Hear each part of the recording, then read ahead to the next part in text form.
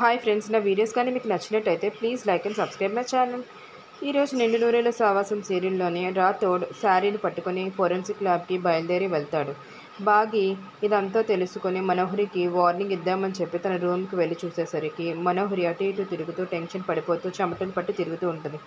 చెమటల్ని తన చీరకుంగు తుడుస్తూ, నువ్వు చేసావని నాకు తెలుసు కాబట్టి ఇప్పుడైనా చెప్తున్నాను, మా ఆయనకి నిజం తెలిసే లోపల నువ్వు ఇక్కడి నుంచి పారిపోతే చాలా బాగుంటుంది అని చెప్పి వార్నింగ్ ఇచ్చి అక్కడి నుంచి వెళ్ళిపోతుంది. దాంతో శాంబా కూడా చాలా భయపడిపోతుంది.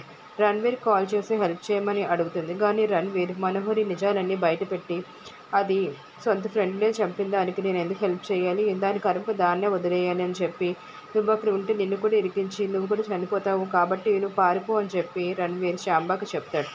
దాంతో మనోహరికి చెప్తుంది, నువ్వు బతుకుంటే ఇది ఎప్పుడైనా చేసుకోవచ్చు తిరిగి, కాబట్టి ఇప్పుడు మనం ఇక్కడి నుంచి పారిపోదాం అని చెప్పి మనోహరి బట్టలన్నీ సర్దేస్తుంది శాంబా.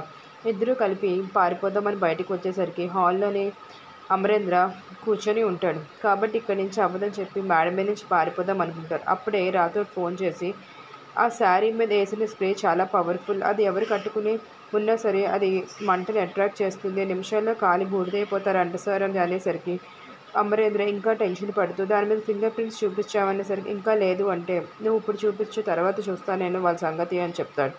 ఈలోపు ఫింగర్ ప్రింట్స్ అన్నీ ఫోరెన్సిక్ ల్యాబ్కి ఇస్తాడు. ఇక్కడ చూస్తే ఈ మాటలు విన్న మనోహరి ఇంకా టెన్షన్తోనే ఇంకా పారిపోతామని చెప్పి ప్రిపేర్ అయ్యి మేడ మీదకి వెళ్ళి అక్కడి నుంచి శాంబా కిందకి దిగుతూ ఉంటుంది.